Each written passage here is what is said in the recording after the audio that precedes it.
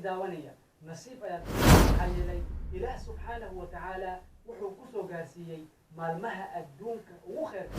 waxa hoogay oo khasaaray qofka ilaahay subxaanahu wa tacaala oo soo gaarsiiyey maalmahan oo aanan ka faa'iidaysan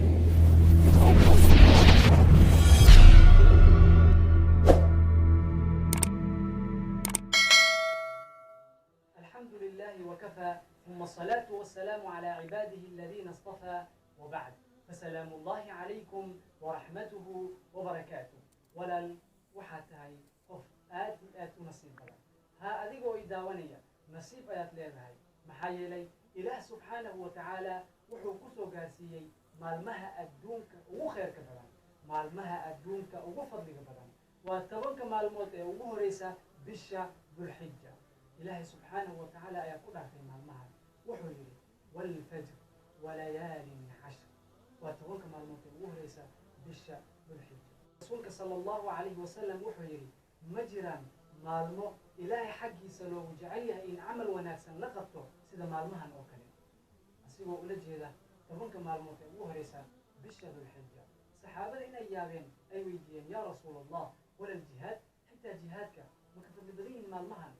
رسولك صلى الله عليه وسلم وحو يري ها مالمها أيا فضل بدن إلا قف نفس الديسة أوهي بي جهادك أو مالكيسا وحي سرن أو جهادك أوهي بي جهادك آلي وسمح بلا صولابا الله أكبر ومالمو آتي فضل بدن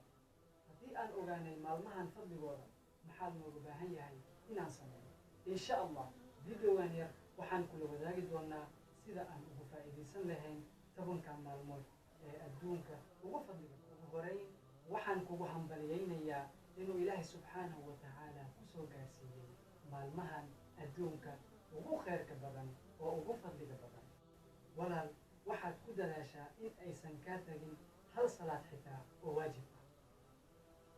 haddii aadan weli tukan cishaha hadda tuko baan ku leeyahay waxaad qaadataa go-aan adag si aad ku xifdin lahayd salaadaha waajibka ah adigoo ilaalinaya arkaanteeda iyo khushuucdeeda sidoo kale waxaad ku dadaashaa salaadaha sunanka ah sida salaada duxa salaada witirka habeenkii intaadan seexan ka hor sida qiyaamul leylka iyo sunanka rawaatibka ah oo salaadaha fardiga laga hormariyo qaarna laga dibmariyo ku dadaal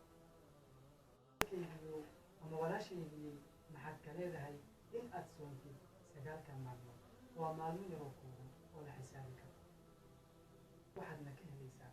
ajar fara badan oo aan la soo koobi karin walaal inta aan ku guda jirno maalmahan waxaad ku dadaashaa inaad wax baxsatid inaad wax sadaqaysatid maalin ilaahay keenaba inaad qof masaakiin wax siisid meelaha sadaqooyinka ugu aruurinayo inaad wax ku darsatid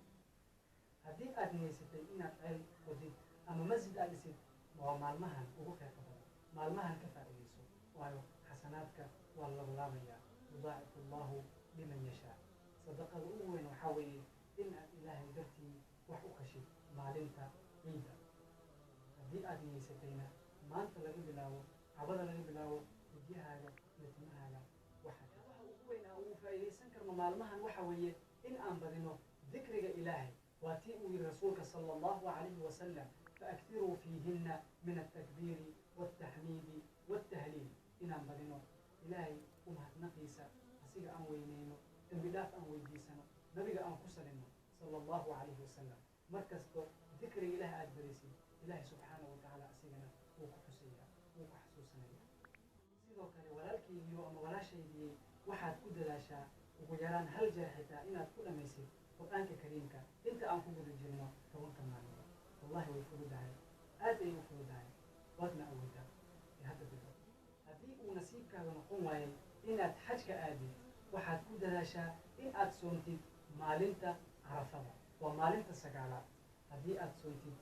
إلهي سبحانه وتعالى وحوه الدم الآفية سنة كالصوت آفي إي سنة كسوس عدا وفضل آتي واحد أبوفا إذا سنكتا مالمهن وإلهي كقوما نستين إن أثبتي ماذا عمل ونكسر والدين إن أتمنيسي قراوة إن أتحريسي قف حنوس إن أتصوبوكي جنازة إن أفرحي عمل كستو ونكسر أتحري كرتي إن أتقوكي هذا الونكسر وهذا شيء انتهى أدوشي وحيلا أن أكدوشي سيدا أقول ذلك وحا هوري أو خساري qofka ilaahay subxaanahu wa tacaala uu soo gaarsiiyey maalmahan oo aanan ka faa'iidaysan oo ciyaartiisa kaaga dhex jiro baashaalkiisana iska wato wallahi miskiin weeyaan qofkaasi ilaah naga dhigo kuwii ka faa'iidaystay maalmahan oo camal wanaagsan la imaadeen ilaahayna ka aqbalay camalkooda ilaah nagu daro kuwaasi wassalaamu calaykum waraxmat ullaahi